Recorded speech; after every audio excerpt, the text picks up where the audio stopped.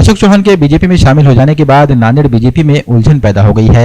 MP Pratap Patil Chikhlikar और उनके कारकुन अपने मुस्तकबिल को लेकर तशवीश में हैं, तो वहीं बीजेपी महानगर सदर दिलीप कनकुर्ते ने पार्टी कारकुनों के साथ जश्न मनाया और रैली निकाली।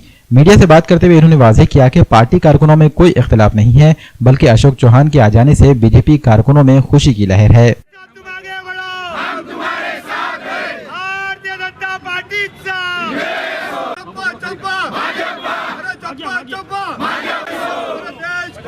कैसा हो नरेंद्र मोदी जैसा हो, देवेंद्र फडणवीस तुम आगे बढ़ो, हम तुम्हारे साथ हैं।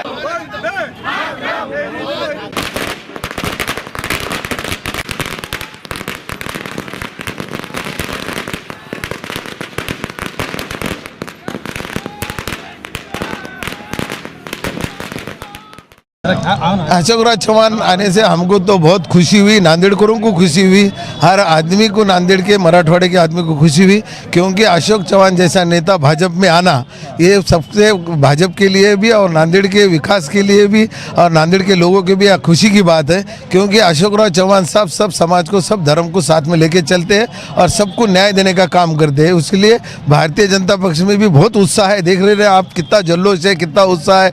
आज तक इतने कार्यकर्ते हम जमा नहीं कर सके, लेकिन आज उनके माहौल से बहुत खुश है लोग। अपने कार्यकर्ता ही बहुत खुश है। सर, ऐसा कहा जाता है कि जब कार्यकर्ता काम करता है तब उसके लिए ऊपर आना चाहिए, लेकिन दूसरे पार्टी से बाहर से आने वालों के लिए ऐसा है, अपना विकसित भारत का सपना है।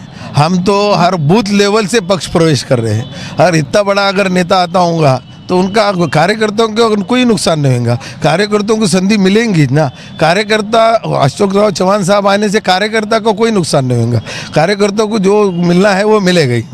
सर, आपको क्या लगता है किस वजह से वो डेवलपमेंट के लिए आए हैं या कुछ या इस तरह के कारण? नहीं, वैसा कुछ भी नहीं है। उनको वैसा कोई गलत काम अशोक चौहान साहब ने किया है नहीं, तो उनका सवाल ही नहीं है। और उन्होंने एक राष्ट्र को, मोदी साहब के जो राष्ट्र का, भाजपा जो राष्ट्र के लिए काम करते हैं, मोदी साहब जो राष्ट्र के लिए काम करते हैं, उससे प्रभावित होकर वो प्रवेश कर रहे हैं। अभी आपका नेता कौन होगा? हमारा नेता कोई नहीं, हमारा नेता भाजपा कमल।